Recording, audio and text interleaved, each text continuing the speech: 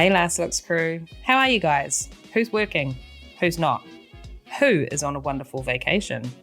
And who's looking forward to the WGA getting what they need so you can get back to work? Me? Well, I just wrapped my latest gig and now enjoying a little downtime. Now tell me, did you watch Game of Thrones? What about Stranger Things or Last of Us? Well, today on the show, I catch up with award-winning special effects makeup designer Barrie Gower. And if you have watched any of the shows I just mentioned, you would have seen Barrie's incredible work. Barrie's work includes some pretty iconic characters like the Night King from Game of Thrones, and of course you are familiar with Vecna from Stranger Things. These are the types of characters Halloween costumes are inspired by, cosplayers love, and aspiring makeup artists dream of being a part of one day. So getting to find out more about Barrie's career journey and his process was pretty rad. I hope you enjoy listening to this episode as much as I enjoyed chatting to Barrie. If you do enjoy the podcast and want to help me continue the show, there are some quick little things that you could do to help. Number 1, share the podcast. If you love it, share it with others. Introducing the show to new listeners will definitely encourage me to continue. I mean, who doesn't enjoy seeing growth?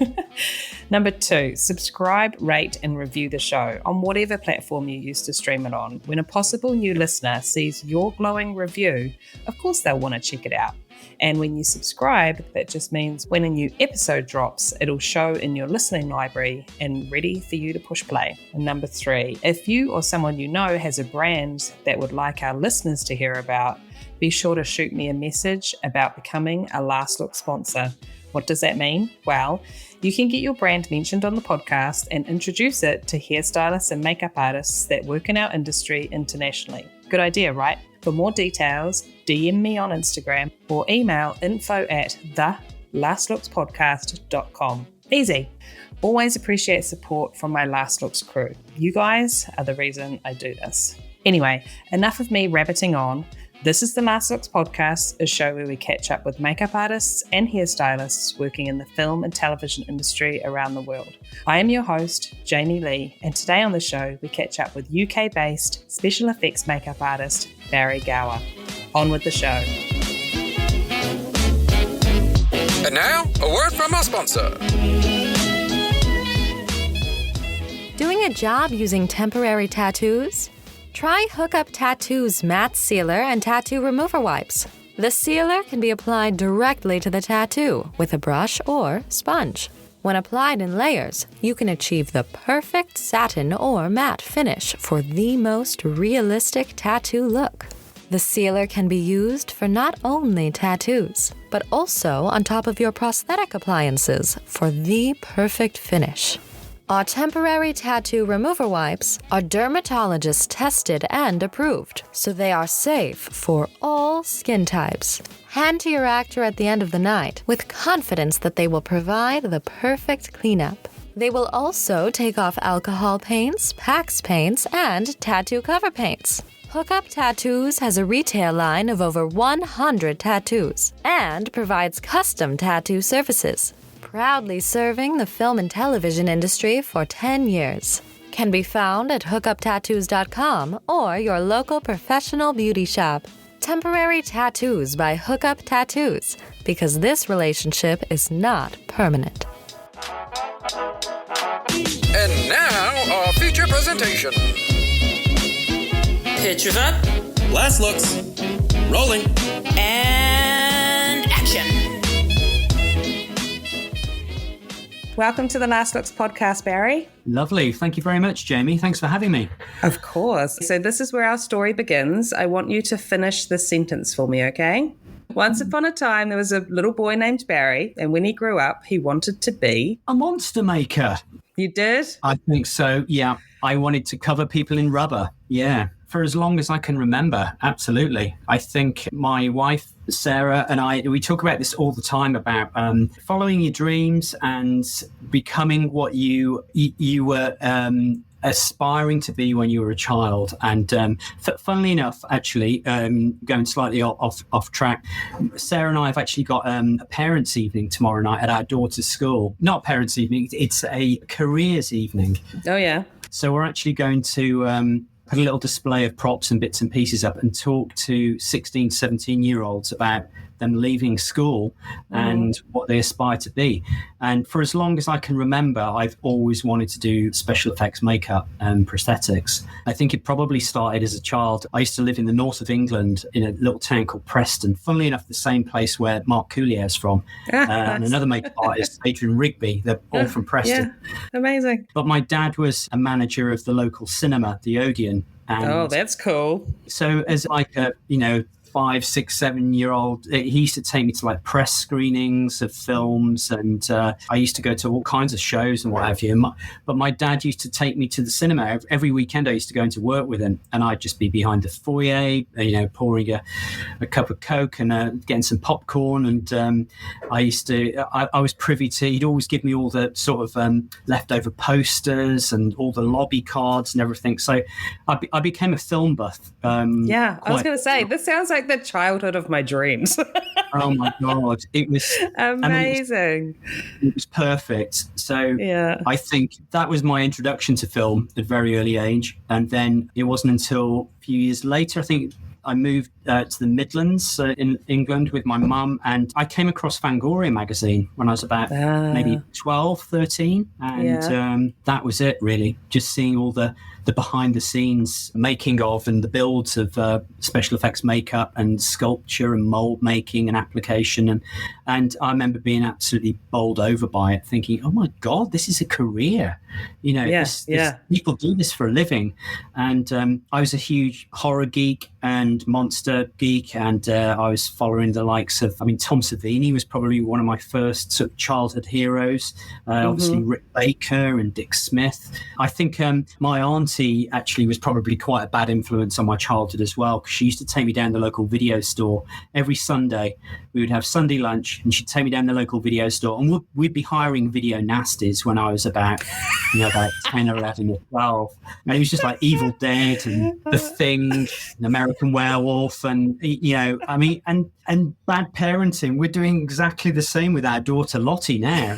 She's 11, and she's seen some films which I know her friends' parents wouldn't even dream of letting them see.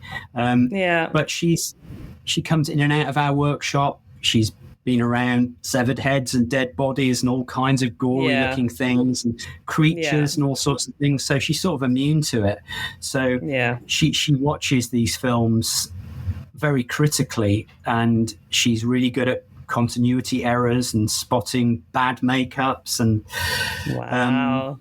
so I think hopefully we're bringing her up in the right footsteps anyway. But anyway. Yeah, as a parent, because I know I've heard interviews with actors and stuff, and they're asked like, how would you feel if your child got into this line of work? And a lot of actors are like, oh God, no, I hope they don't. But it sounds like you'd be pretty happy if it was it continued to be a family business. Yeah, I think Sarah and I are really. I think our main hope with Lottie is that she does something artistic or musical or creative. I think in the creative kind of fields, really.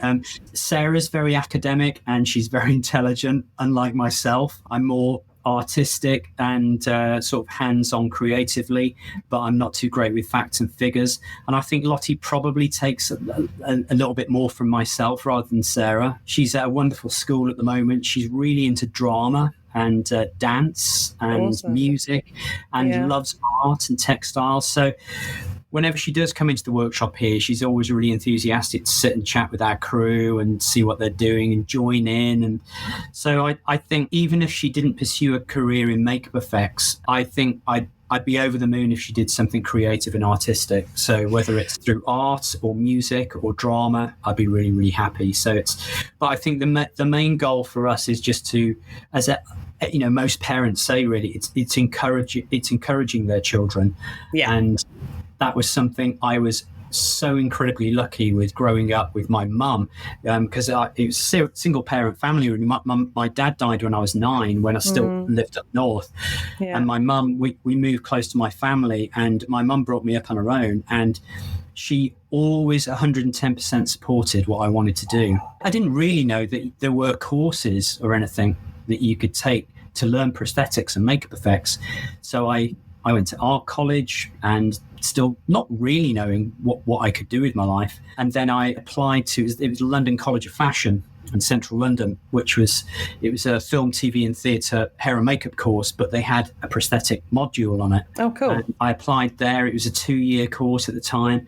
And I didn't get in my first year. I tried, and I didn't have I had an art portfolio, and I had a few bits of makeup that I'd done at home, but I had no hairdressing experience, which was a big key part of the course. So I went home and did a year on a little hairdressing course. Oh, nice. Shampoo and setting old ladies' hair and doing perms, and then reapplied and got in the following year. And I think they probably just had pity on me, really, and felt sorry for me. So they gave me a place and did a 2-year course, and then met a lot of industry professionals while I was on that course. I think one of my first most influential figures, I think, in my career was an incredible makeup effects artist called Jeff Portas, who used to be one of the key partners of a British makeup effects company called Image Animation with Bob Keane. And they're the guys who did the Hellraiser films and Nightbreed. And this is the company that a lot of people like Mark Coulier and Neil Gorton and Paul Spateri and so many individuals, Steve Painter, they all started off in this company. And at that age, and you're kind of coming from the background that you come from of really enjoying these types of films and makeups and stuff, is it pretty cool getting to meet these people, to be like, oh my God, you actually created these characters? Yeah. 100%. Yeah, 100%. I mean, these people, it was kind of like, I know they say don't meet your heroes, but I mean, Jeff was a bit of a hero at the time, and so was, also got taught by Mark Coulier at college, and Little John as well, who used to work at Image Animation. It was just incredible being taught by these industry professionals who'd been doing prosthetics for, a good 10, 15 years already. Yeah. So it was kind of leaving college and it just snowballing from there, really.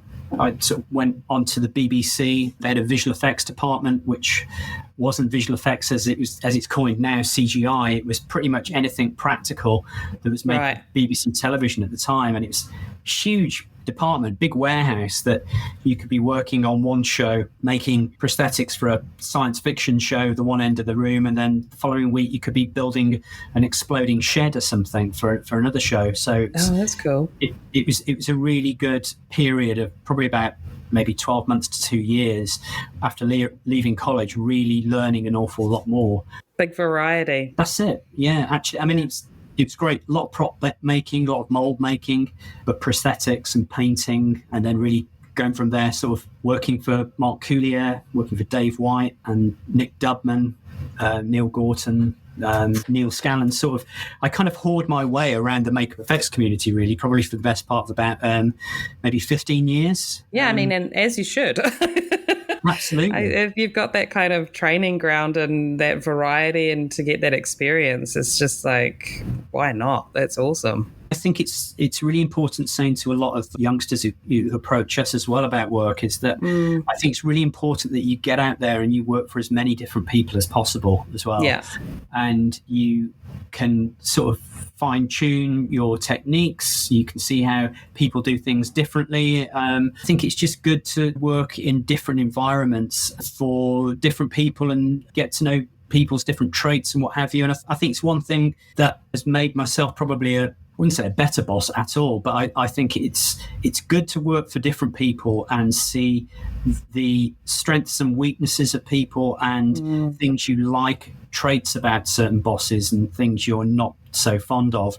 I think Sarah and I starting our own company, I think we've always considered ourselves to be a kind of a greatest hits of the best traits of people that we've worked for in the past. So, we're always strong believers of treat people how you'd like to be treated yourself. Yeah. I think that's another good reason for working for a lot of different people, where you see how people handle stress differently as well. Yeah. Conditions when there's large workloads and, tight deadlines. Yeah, always. Very interesting. Do you feel like when you were coming up and experiencing all these different ways that bosses and work colleagues and stuff did things, do you feel like you were consciously at times going, oh, wow, yeah, I really like how they're doing that. I want to do that one day if I'm, leading a team, or, oh God, that the way they handled that was terrible. I don't want to head down that road. Never doing that. Do you feel like you were like consciously thinking that at the time, or? I think so. Yeah, I think so. I mean, I think for my first few years, it was all about learning. And I think, you do get to a point in your career as a self-employed makeup effects artist where you, especially when you've worked for different people, you become accustomed to doing things in a certain way. So you might go and work for another company and be asked to do something very similar to what you've just done, but that supervisor might be asking you to do things in the complete reverse way of what you've just done it. And It's fascinating because having worked for a lot of people, I do remember in the past thinking, why on earth would you make that decision? That's one of the most ridiculous decisions to have made, and I wouldn't have done it that way or what have you. And it's now interesting now running our own company that I can almost completely relate to the decisions that previous bosses have made. And I could see why they made it. A lot of it is down to, I think, of being self-employed. You're hired and you're on a bench and you're given a role. And I think a lot of people don't really see the big picture and the grand scale of running a large department and all the responsibilities with it. So it's fascinating having worked for a lot of different people and now having our own company, hiring a large crew, and hiring a lot of the individuals who I used to work alongside on a bench as well. So I'd say a good, 80% of the people we hire are friends I've known for the last 25, 26 years or so. Nice. So it's fascinating. But going back to working for lots of different people, I think I definitely became accustomed to working in certain styles and ways. And I had probably 2 or 3 favorite bosses that I would always go back to, because I love the way in which they ran their company, the way in which they treat their crew, spoke to their crew. I think the most influential people in my career, really, have probably been Mark Coulier and David White. And I think I've probably learned the most off them. I'll always be grateful to the pair of them. But I mean, also there's many other companies as well. Nick Dubman, I had an incredible period of work with on the Harry Potter films. Also learned an awful lot from Neil Gorton as well. There's a lot of individuals and companies that I'm really, really grateful to. So it's why, starting out, any advice to give to newcomers, I would say, is work for as many different people as you can. Yeah. I think just working in that and all those different environments as well, I'm guessing at a earlier stage in your career, it also helps you to not get too attached to something that you're creating, because then someone's going to come along and be like, no, we're starting again. It's gone in a different direction. We need to completely scrap this and start again. And as a designer and heading stuff, you also have to still be able to do that and know when to do it and feel okay about doing it, I'm sure. Yeah, it's really interesting because I think a few times actually I've worked for different companies, and I think as artists we're obviously very proud of what we do and we take a lot of pride in what we do, and we always, I think it's a very healthy competition in the UK prosthetics field where everybody there's healthy competition. I think people want to out better themselves and be as good as others and push the envelope. It's important that I think as an individual, I'd always have a lot of pride in my work. And I think a lot of people do have a lot of pride in what they do. But I think it's that understanding of knowing that at the end of the day, you're being employed by a production or you're being employed by a company, and you are a tool in a way that's being used to create a product, and you're being hired because of your skill and your talent, but effectively you are answering to somebody else. And I think it's one thing I found a few times quite difficult, because I was so proud of the work I was doing, to be told that it's not necessarily correct, or you haven't quite hit the brief, or you're given some constructive criticism. I did occasionally used to find that quite hard. And it was on one particular project, I remember really strongly believing in something at the design and build of a particular character, but it wasn't actually what was being asked of me. And I remember being knocked down a peg or two about it. And I remember after that point thinking, my God, it's not all about me. It's actually it's the big picture. And you have to remember that you are providing a service for somebody at the end of the day. And it's quite interesting now employing people and employing my friends that I used to work alongside and seeing how they operate in that way as well. And you have some people who totally see the big picture, and they are absolutely open and welcome to any kind of constructive criticism. And there's a few individuals we hire, really talented sculptors and painters, art finishers, and they really listen. And you're never in a situation where you feel compelled that you can't tell them what it is that you want. I think one of my traits I have as boss is Sarah calls it my shit sandwich, where I find it really hard if I see a piece of work, sculpture or a mold or silicon head or some pieces that somebody's painted, I find it really hard if I have anything negative to say to be quite critical to that person, because I don't want to hurt their feelings, and I just think I need to tell them in a way that I can get the best from them without hurting their feelings. So I without usually crushing them.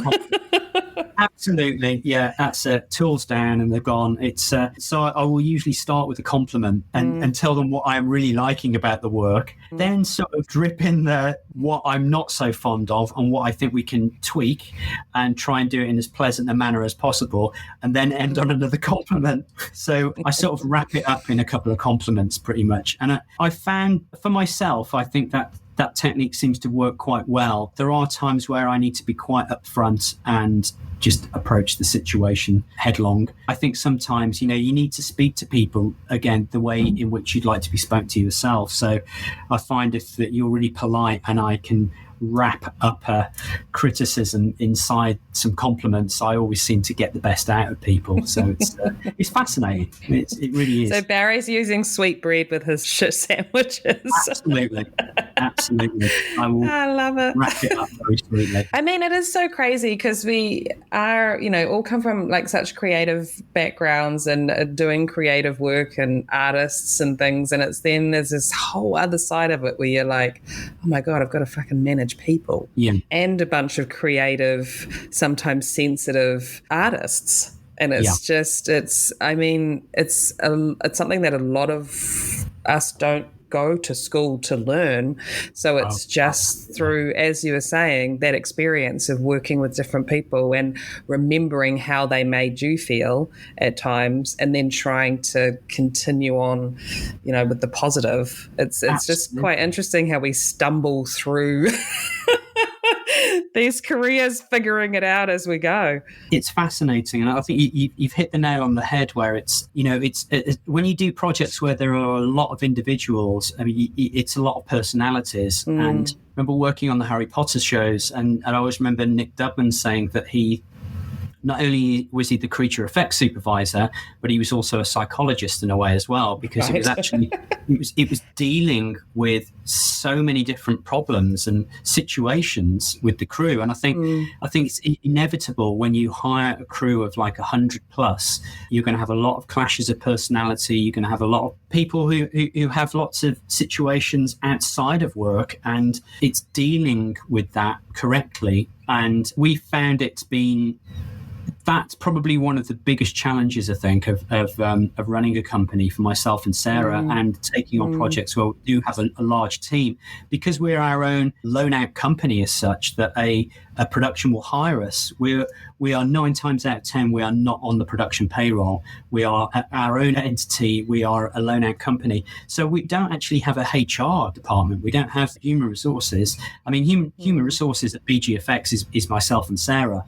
So obviously, we do know the majority of the people we hire very, very well, because we've known them for 10, 15, 20 years.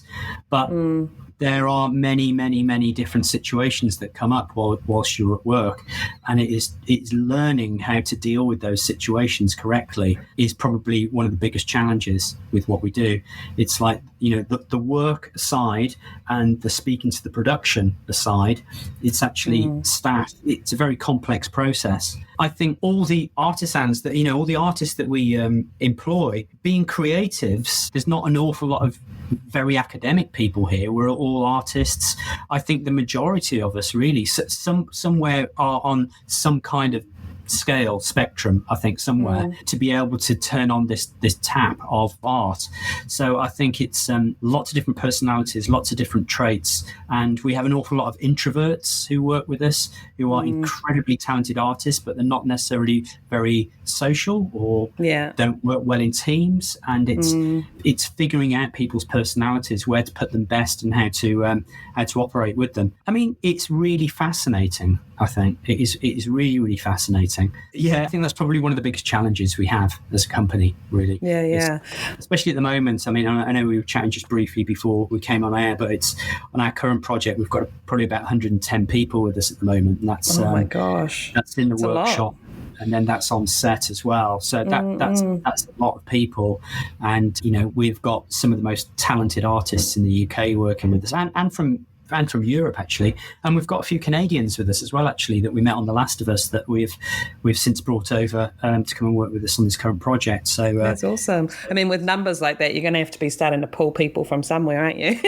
That's it. Yeah. I mean, we are literally sitting down and crunching numbers at the moment for on-set application artists, and we've pretty much scraped the pool dry in the UK of artists. And we are now looking at to bring people from abroad to come and join us. That's awesome. But it's exciting because we're getting to work with a lot of artists, some of which we've never worked with before. So it is exciting times. That's cool. So looking through your IMDb, Barrie, it's all very impressive, amazing. I love it. And I just want to chat about some of the projects that you've done, and maybe I know that they're all your all your projects are your children, and I'm going to ask you to pick a couple of favorites, but I would love to hear of a couple of favorites, whether it's just the experience that you had, whether it was the work that you were doing, the final outcome that you ended up watching on screen and super proud of. I'd love to know what a couple of favorites are. Yeah, I think, still probably one of my favorites, and starting our company, was the Iron Lady film with Mark Coulier. That was one of the, I think it's one of the last jobs I did with Mark, or I did maybe about 3 other jobs post that, but it was such a personal job. Mark had hired me, I think, for another show which had started just before then, and then he had the call to transform Meryl Streep into an elderly Margaret Thatcher. And so he got me on board with that, and I was involved in all the sculpture, the makeups, and Mark was sculpting appliances as well. And it was a really small team that he had at his company, and then had the opportunity to go on set with Mark and apply the makeup every day. And it was this incredible little unit where it was like the closest really to, I've had it since then, but it's the closest really to being a personal to an actor and actress. And we were in this little bubble with Meryl and her hair and makeup artist at Roy Helland. And it was just an incredible experience. Every day on set was a really wonderful experience. And I'll always look back at that fondly, I think, of it being a sort of a highlight sort of makeup of my career. I think in a way, after doing that project, I spoke long and hard with my wife, Sarah, saying, these are the kind of projects I would love to do myself. And I think that was, in a way, a little bit of a catalyst to starting to think at that time about maybe we should start thinking about forming a company. Yeah, I think I'm ready. Yeah, and we formed our company about 2010, but I was doing bits and pieces at my garage in the back garden, as well as working for Nick on Harry Potter. But it wasn't until we were approached for Game of Thrones in 2013, I think it was. That was the first major project. Kind of kicked up a notch. Yeah. I mean, we went through the interview. We were up against several other Makeup FX companies in England. And in a way, I think we felt we accidentally got it. And Sarah and I, we didn't even have a workshop at the time. We didn't have a crew. And I was just coming out of working on a job for animated extras in the UK. And Mark Coulier was hiring for Dracula Untold. Dave White was hiring for Guardians of the Galaxy, and suddenly all the UK crews got eaten up, and we found it really difficult to find a team. So I think the reason bringing up Game of Thrones is that I will always regard that as one of my favourite projects, because it was the first project that really put us on the map. But also it's Game of Thrones, dude. Like, come on. Well, we joined. We joined midway through the franchise. Yeah. It's season 4 we joined, and it was actually down to, there's an incredible producer called Bernie Caulfield who sort of took a punt on us really and hired Sarah and myself. And we will always be grateful to her and David and Dan, the 2 showrunners. But we had so many wonderful experiences. It was a 5-year period on Game of Thrones that we look back and there's so many highlights. I mean, it was a roller coaster. It was like every year we'd be getting towards the end of a season and it was so incredibly hard. And we would be saying, no, never again, that's us, we'll throw in the towel. And then months later, rose-tinted glasses, why wouldn't we go back? Honestly, I feel like, I have not had a child, but people tell me about, what the brain blocks out with childbirth a lot of the time. And that's why women will do it again and again. Yes. Yeah. And I always think that about jobs. It's just like in the moment, you're like, fuck me, this is trauma. This is so hard. And then, you have like a tiny, or you even get to the end of the job and you have a little break and then you're like, yeah, let's do it again. Absolutely. I don't know whether you're the same as me, but it's you will work long, ridiculous hours, long and hard. You're absolutely shattered. All you're dying for is a break, just a vacation. And 3 days into a vacation, if I'm sitting around a pool, I'm dying to get back to work. I think it is actually having a break, letting your brain recharge, and then suddenly getting the hunger for it again. And I think it's because what we do, we always say what we do is it's a lifestyle, really. It isn't a career, or it's not a job, really. We're incredibly passionate about it. It's a hobby. All my friends are work friends, and I really enjoy coming to work. Not necessarily every day, but most days. We've been very lucky. I think over my sort of career, it's been about 20 odd years now, about 26, 27 years. It's nice to have a combination of projects I look back on fondly, of shows that I've worked for other people on and really, really look back and loved that experience. Yeah. And now it's really rewarding making these new experiences with my wife and our own company and hiring all our friends.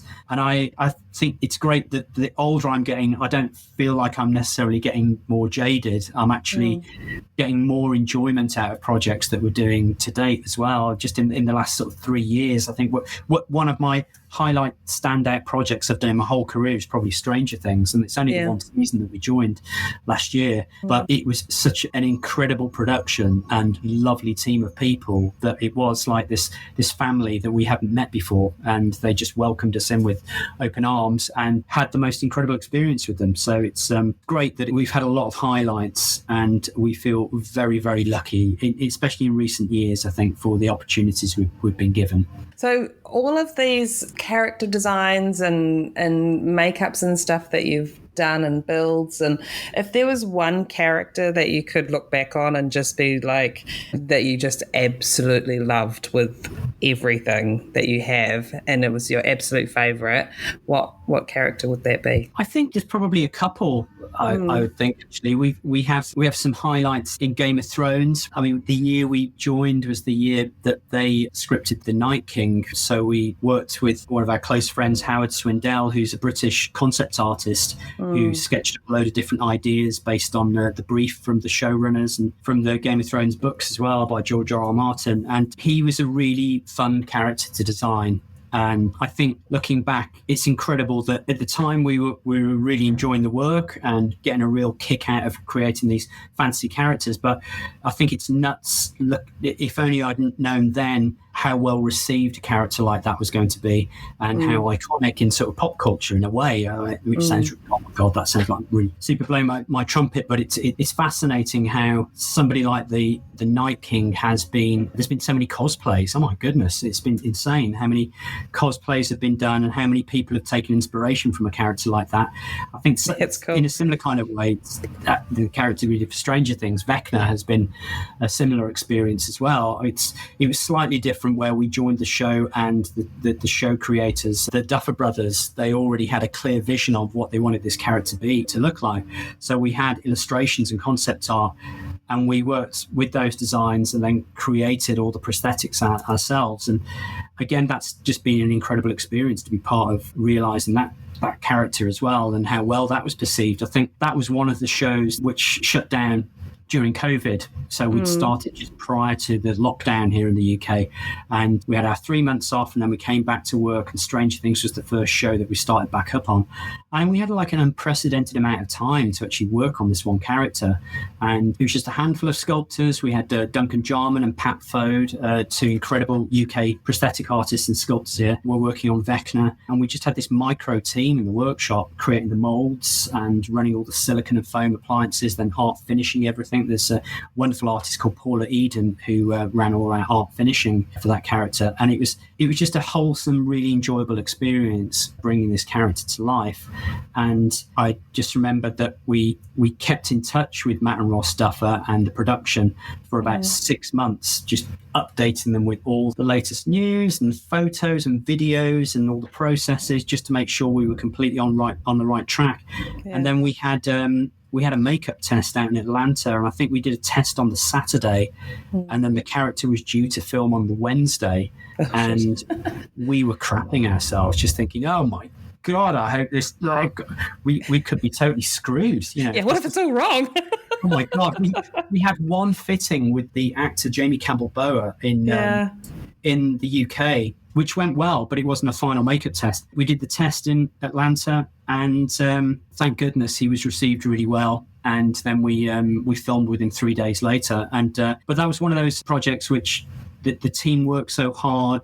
We were super proud of the work, really happy with the outcome. But prior to the show airing, I don't think I've ever been so anxious before shows come out, and thinking, interesting. Oh my God, how's he going to be received, by the public? So again, very, very lucky anyway. It must be pretty cool these days how, there's all these at-home makeup artists and stuff that are putting these reels together and their YouTube videos and all that kind of stuff, and recreating characters that you guys have done on television shows. That must be so cool to every now and again come across something like that online and be like, oh shit, all right, they've done a pretty good job. Absolutely. No, it's fascinating. Vecna in particular, I've had so many people reach out to me with artwork and cosplay makeups and sculptures, and my God, there's some incredible work out there. Really, really talented artists, and some of the stuff we've been looking at in the workshop saying, oh my God, that's better than what we've done. That's absolutely beautiful. But there is some stunning, and we're seeing it at the moment with The Last of Us as well. Again, I've been approached by a lot of people through social media, of people doing their own take on these different creature designs, clickers and infected characters. It's really stunning work, really stunning. Lots of paintings as well, which I get a really big buzz out of. I think what I find really interesting is when you see people who have sent me a private message and they've just had a tattoo of Vecna on their calf. Jesus. And it's like, oh my, it's nuts to believe people are getting inked, permanently inked for life with the character that we've designed. So it's just be glad it's a character you've designed, Barrie, and not your own face. Oh my God! Could you imagine? Oh my goodness! You talk to actors sometimes, and it's just like there's whether they're just famous people in general, and they're tattooed on someone's back, and it's just like, what is wrong? Oh wow! Oh my God! It's amazing to be inspiring people like that, to be inspiring artists that you have never met or have anything to do with, but you're reaching so far. It's awesome. It's incredibly flattering. It really is. It's incredibly flattering, and I kind of liken it to myself growing up and how I was always inspired by the likes of Rick Baker or Rob Bottin or Dick Smith, and I would copy their makeups, and I would try to do my own American Werewolf in Wolverhampton, and I aspired to be these artists. So it's flattering that it's kind of gone full circle in a way, and I never could have imagined that happening. At the end of the day, it's super incredible, and to have a buzz out of the characters that we've been responsible for. But one thing I always say is I like to be as hands-on as possible. I do sculpture myself and painting and on-set application myself. It's very difficult to do that, factoring it in around a huge team that you're running in a department. But we always say at the end of the day, you are only as good as your team. And we have been so blessed to have the most incredible artists work with us and stick with us as well for many years. So it's, these Vecnas and Last of Us's and Game of Thrones and Chernobyls and all that. It's all thanks to our incredible artists that we have here at the company. So we can't really thank them enough. I want to kind of put a couple of questions into one and maybe kind of steer it towards the work on Last of Us. And it's been blowing my mind seeing, I have not watched the show and I need to, but I want all of the episodes to be out so I can really smash through them. But I've been seeing the images and stills and stuff on social media, and it's so gruesome, but so beautiful at the same time.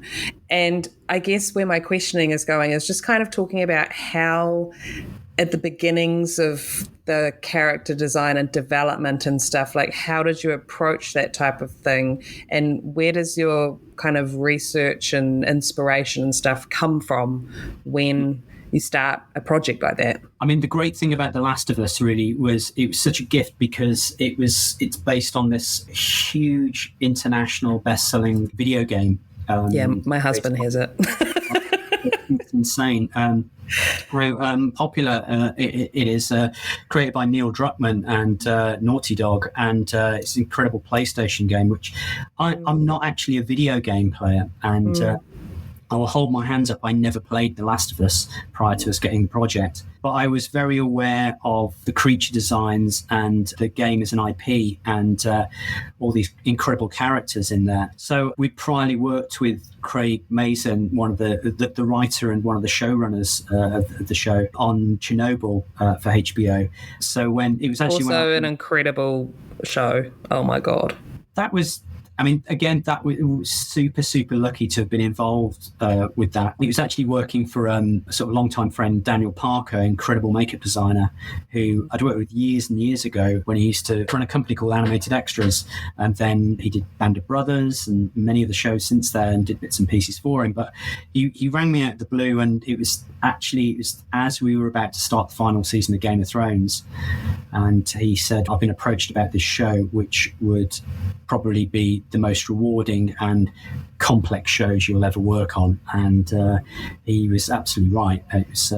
It's such an incredible show to work on. But again, that was written by Craig Mazin. And once I saw a press release about The Last of Us and Craig looking to adapt it as a TV show. So I remember just emailing Craig and saying, my God, obviously heard what you're up to. I'd seen him about 6 months before. It was at the Emmys, I think, and we were there for Game of Thrones and Chernobyl, and Craig said, I've got something in the pipeline you might be interested in. So when we saw the press release, it was like, okay, yeah, there it is. So I sort of stalked him for a period, and he was basically saying, if it was up to him, he would get the entire Chernobyl crew back to do The Last of Us. But the only spanner in the works really was it's potentially he was going to shoot in Alberta in Canada. Right. And, logistically, we just didn't know how that would work. But we had a call from one of the producers, Rose Lamb, and we said how at the time we were doing Stranger Things, and even though it's only a couple of characters, we were working remotely from the UK and flying backwards and forwards to Atlanta. So we felt it could work as a show. But first port of call, really, going back to your point about the design and everything, and the inspiration was because it was already this huge successful video game. There was a plethora of artwork and concept art that was originally conceived for the game that we were able to go to immediately and look at with Neil and Craig. And we asked Neil to give us a kind of a greatest hits of what is your favorite art from the game of these different characters, these infected victims that are covered in fungal growths and what have you. I know, and that's so pretty. It's ridiculous. It's so I love funny. it. I say to people quite often, the ironic thing is I hate mushrooms. I can't stand mushrooms. And we get some huge... You're one of those. mushrooms. Oh, my God. So it's been really fascinating because we had all the artwork from Naughty Dog and the Last of Us video game, but we looked at an awful lot of real biological reference. We looked at science. We looked at a lot of organic materials. I started following so many mushroom Instagram pages, and Wow. we were looking online at all different types of fungus and how they would grow in different environments, in heat, in cold, in dry, in wet, moist conditions, and what that would do to the textures and the colors and the shapes and what have you. So we kind of originally approached the project where we were saying, you've got these characters which have been infected by this parasite called cordyceps, which sort of grows through the body and sprouts out through the veins and the skin and the brain. And it was trying to come up with some kind of logical explanation as to why things would be a certain color or texture or finish in different environments. Wow. So it's been a really fascinating project, and I think, again, as a hater of mushrooms, it's been quite an interesting project. But also, it's Can you get that on a shirt, Barry? Hater of mushrooms. I could do. Oh my god! But it's interesting because with a lot of these makeups as well, especially some of the characters, there's a lot of very intricate shapes and repetitive patterns and things. And I think I suffer from something called trypophobia or trypophobia or something, where it's a phobia of lots of repetitive holes or shapes or pitted depressions in the surface of the skin, and that's something I look at these things and I get that kind of hairs on the back of your neck kind of standing up and oh my god. Yes, I'm the same. I think I've had like nightmares of that being on my own skin and just being like, yeah. So yeah, not great from a personal point of view, but but fascinating. And it's just so amazing that, I mean, so often in your line of work, you're mimicking nature of some kind and drawing from nature, but like you've got the whole human element of it and then the whole fungal kind of side of it. And of course, just trying to make sure it's as real as possible, right? Absolutely. And as you were saying, like trying to figure out why something would be the color or texture that it is, or giving it kind of a purpose and a reason as to for it to make sense. That's it. And I think, a lot of it is dictated. It kind of tells the story. There is a lot of storytelling there with a lot of these infected characters that that how desaturated the fungus is or how colourful the fungus is kind of dictates, the lifespan of these characters. If one of these characters, we've got certain, the first time you're introduced to one of our pieces is it was a fake body which is kind of integrated into a wall with all these. That image, seeing that, Barry, for the first time I was just like, what the hell is that? That is like scary and beautiful. And I just was like, zoom in. I got to see what's going on here. It was amazing. I loved it. But it's really interesting that you have a character in one episode. Actually, it wasn't in the same episode, but you have one character which you're trying to tell this story that this character is basically slumped against a wall. These growths have grown off his body and kind of spanned out across the wall, and he has died at some point. And to tell the age and the length of time that this character has been supported up against that wall is kind of dictated to by how much life these growths have still got in them, or the colour and the texture of these things. So he was fairly colourful. And then we had another scene where the two main characters go into a museum environment and they're walking up a staircase, and there are all these dried, wizened, kind of infected bodies all over the landscape of this stairway and landing going up, and all these mushrooms and cordyceps are growing up the walls, up onto the ceiling, across all the banisters and everything. But everything's got a very desaturated, grey, dry, ashen like colour and texture to them to tell the story that they've been there for many years. It's like decades almost. So it's been fascinating. It was sort of working with the art department and the production designer John Payno as well, as in to trying to establish the colour schemes and the palettes had to work very well with the set design as well. And everything had to work in conjunction, and there had to be a continuity between one thing to the other, where you have these shapes growing up over banisters and chairs and office tables and things.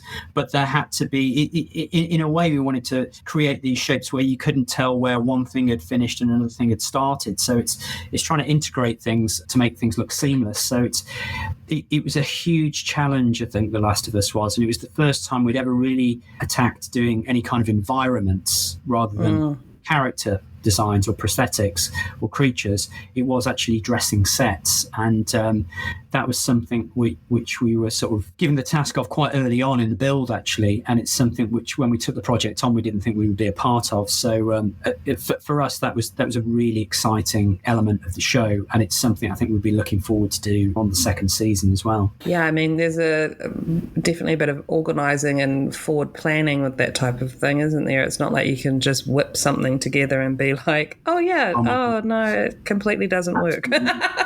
Absolutely. And it's always with the first, when you join a franchise as well, if it's the first season of something, it's the build is so huge for you to do a show like The Last of Us. We had some sequences which we had like 60 to 80 stunt performers and extras who were covered in fungus and all kinds of infected appliances. And we had a sequence which was up quite early on in the shoot. So to actually create thousands of appliances that we had to generate, which were generic and could be rotated in different configurations and put in different places on the body. But we had a huge team here in the UK just churning out a huge production line of appliances. And then we had a micro team out in Canada run by Paul Spiteri, who were receiving all these appliances, then working with the costume department, who were having to kind of integrate these into the costume elements, the tops and the bottoms as well, having funguses growing out. It's a really huge process. But I think it's always doing the first season in a franchise like that is probably one of the hardest, because you are creating this catalogue of moulds. And you're establishing a lot. Absolutely. And it's stuff that you can continue to use for years to come as well. Oh, that's so cool. I love it. I can't wait to watch all of it. I'm just going to smash it out. So many, I keep trying to avoid imagery and like little clips of it and people's opinions. And I'm just like, I really need to get into it. So that's my homework. So after doing this for as long as you have, Barrie, and the experience that you have, is there something that you wish you had known or kind of been told before getting into this field? Something we say to a lot of trainees that we hire is that it's about being personable, being able to communicate well with others, and having a lot of common sense. And I think probably when I started off, I think I did an awful lot of tasks and would be asked to do certain things at companies which I would think, why the hell am I cleaning the bins out? Or why am I sweeping the floor? Why am I making the cup of tea? And it's really making the most of the opportunity of being in an environment surrounded by lots of artists and just acting like a sponge, really, and walking around and just sucking up as much information as possible from others. So I think, not really knowing that at the time, but something we say to a lot of youngsters coming in now is like, use the opportunity and speak to as many people as possible to get as much knowledge as possible as well. It's interesting. I think when I first started out, I think Makeup FX was still on quite a bit of a high at the time, sort of mid to late 90s. And then when I started on the Harry Potter films, it was very interesting because it was a 10-year period and it almost saw the introduction of a lot of heavy CGI in films. And it's like the advent of digital technology became really huge at the start of the noughties. And as we were coming towards the end of the Harry Potter series, there started to be a little bit of a combo happening at the time. And I just remember it was from about 2002 onwards, for about 10 years, there was a lot of talk of people saying, why are you doing this for a living? Because it's a dying art, and give it 5 or 10 years and the prosthetics and makeup effects won't be around anymore. And I remember thinking at the time, God, they could be right, because a lot of people were getting into digital software like ZBrush and other digital modeling tools, and we started doing it ourselves in the Harry Potter films. And I remember thinking at the time, maybe our days are numbered. And I think it's interesting how it's almost since the recent Star Wars films and what Neil Scanlon has done for the creature department has been incredible, really. It's introducing lots of animatronic technology back into film. And I also think with makeup effects, I'm feeling that the most successful results in today's film and TV is a combination between practical and digital effects. I mean, I think my biggest love is still for character makeups and old age makeups and transforming actors' faces using subtle appliances and aging them, 30, 40, 50 years or whatever. I'm still a huge lover of that. But doing creature design and fantasy shows, I'm finding, as I say, that the best effects are a combination of digital and practical. And I think, way back when I first started out and it felt like there was potentially an end in sight and our days got numbered, I wish I could have said to myself back then, don't worry about it. Don't worry, yeah. Makeup effects is going to be like vinyl. There will be a resurgence, Yeah. Love that. It's come back in. It's retro, but it has come back. And I'm a huge fan of effects, whether they're practical or digital. But I'm a strong believer that I think that the most successful things are a happy marriage now of the two. And I think that character Vecna we did for Stranger Things is like a perfect example of that, because he was a heavily practical character, but the VFX department augmented a lot of movement in his vines. They removed parts of his face, his nose, and what have you, and they did things we could never do practically. And combo of the two, it's absolutely beautiful. And the thing is, like, as the viewer as well, I think I feel like audiences had a little bit of a knee-jerk reaction to when things started to the characters were just a visual effects character. Yes. And it's like, if it wasn't done incredibly well, it took you out of what you're watching. You'd be like, what the fuck is that? Like, what have they done? And then, being able to, like, I will, as an audience member, much prefer to see something that I can feel like I could see and touch and that is there. And having that marriage of the two, that there's just a little bit of magic that's thrown in there with the digital side of things. Absolutely. It's a nice combo. Absolutely. And I think, for both practical and digital characters, there are benchmarks and there have been bars that have been set and still haven't been beaten. It's like, going back again, referring to the American Werewolf work by Rick Baker, it's like some of the work in that is still, top of the bar. And Rob Bottin's work on John Carpenter's The Thing it's still a benchmark of practical effects, the design and, the way those characters were created, I think is still beautiful to this day and haven't been bettered. And then from a digital point of view, there's characters like the Davy Jones character from like Pirates of the Caribbean. I think it's stunning. It's such a beautiful character, and I think a lot of it is down to the artists involved, probably time that they've been allowed as well. There's a lot to do with it, and probably the direction and the directors and producers they're working with as well, who are giving them the opportunity and the right feedback as well. It's very interesting. So very cool. I love it. So what do you think what's one big thing that you think has changed most in the industry since you started, apart from what we were just talking about? I think materials have changed dramatically.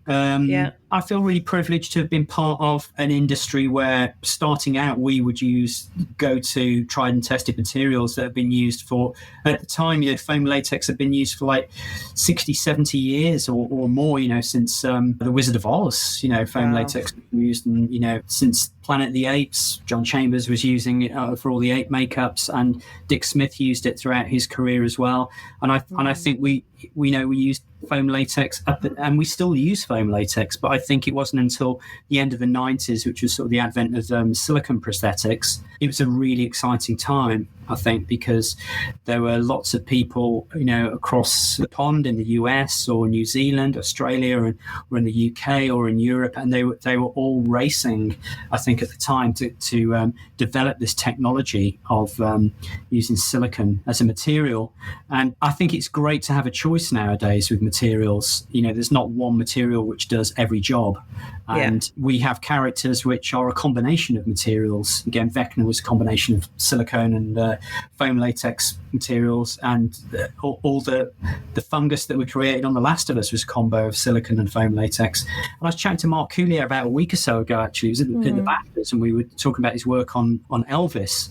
And I was completely oblivious to the fact that Austin Butler had a gelatin chin on throughout the whole film. Yeah, I didn't realise it until I spoke to Mark either. But I also didn't realise it was gelatin. It was gelatin, yeah. Wow. So there were various appliances that they created for Austin, which were gelatin. And I think the main reason, when we used it for Meryl on the Margaret Thatcher makeup, it was a standalone appliance on the bridge of a nose. And for small little isolated pieces on the face, I think gelatin is still an amazing material. It blends absolutely seamlessly into the skin.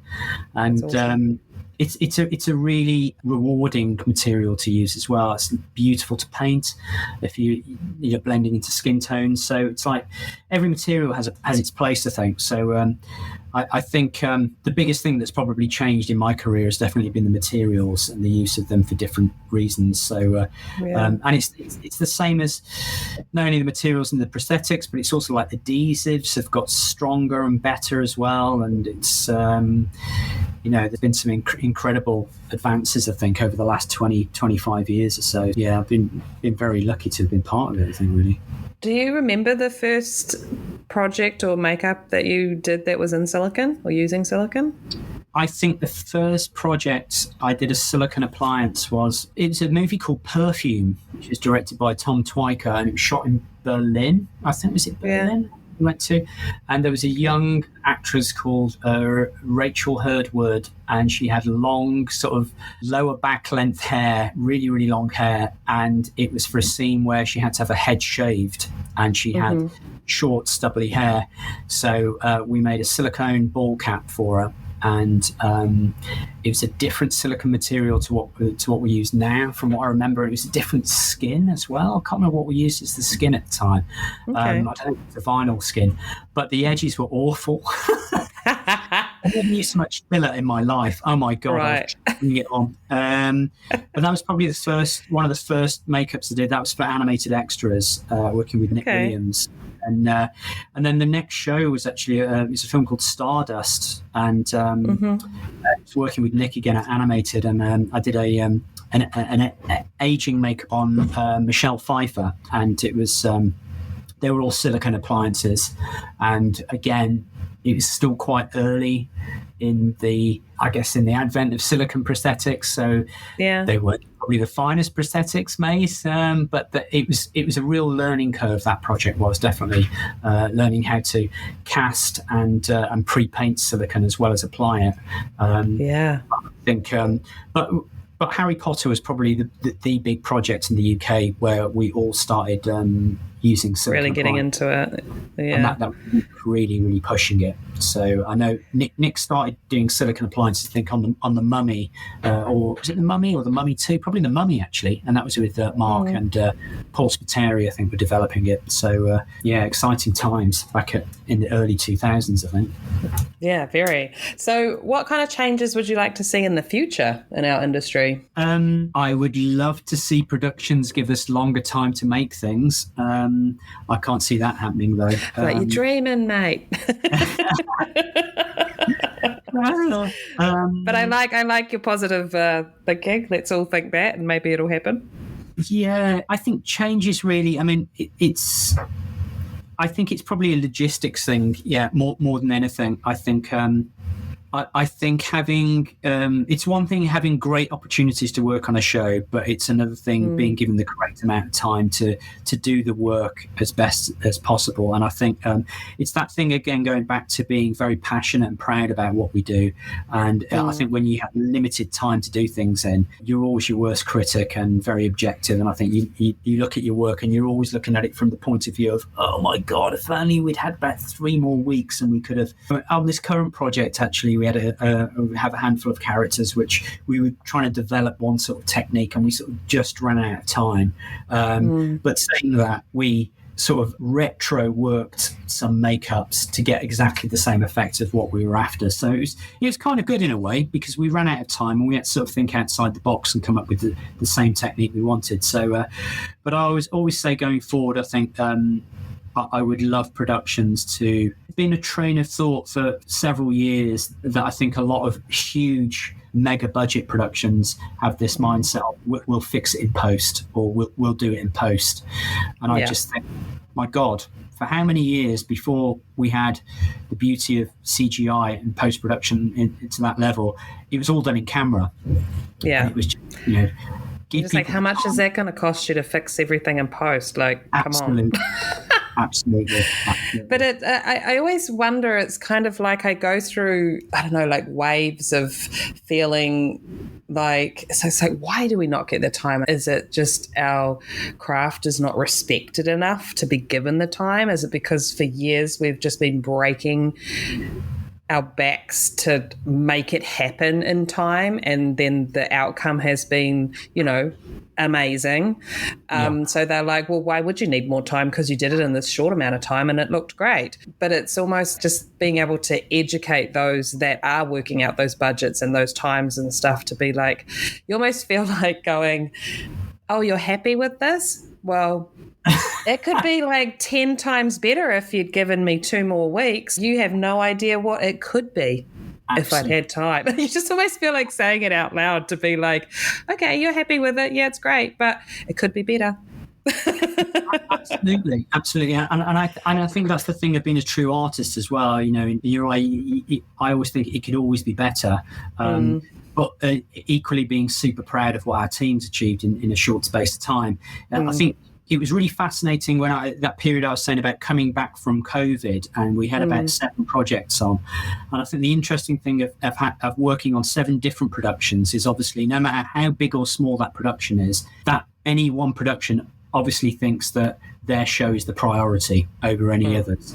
And it's very interesting seeing how different TV shows or films are run, and the attitudes, I think, from the production level. And I think going back, it's referring back to Stranger Things, why I say that's been such a highlight is I think Matt and Ross Duffer are artists, and they're obviously filmmakers, but they are very considerate and they're very passionate about what they do, and they're super respectful to their team and all the artists that are on their crew, and they never once asked us to cut corners, or they've got an incredible first AD and producer called Tudor Jones, who scheduled the Stranger Things schedule around us pretty much, just so we had the time that we need for the build.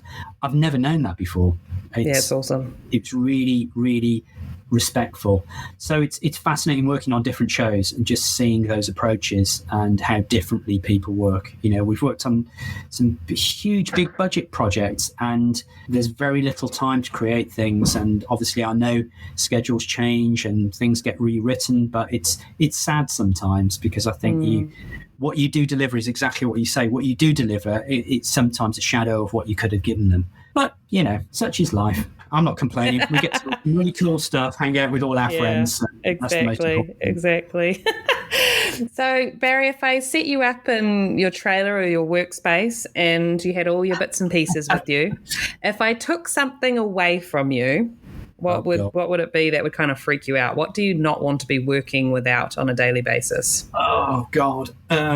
I think something that's really daft that I've recommended to a lot of our team to get in the past over the years, and it's not makeup related, but it's if you're on a makeup trailer, get a stopwatch or like a timer that you use in like a digital timer that you might use in the kitchen that you can press stop and start on, because the amount of times when you're doing makeups for long lengths of time, hours at a time, and you sit down with an AD and you work out your call time, what time the actor's going to sit in your chair, what time they're going to have breakfast, what time they're going to have the second break and what have you, and then what time they need to be out of your chair for hair and makeup or costume.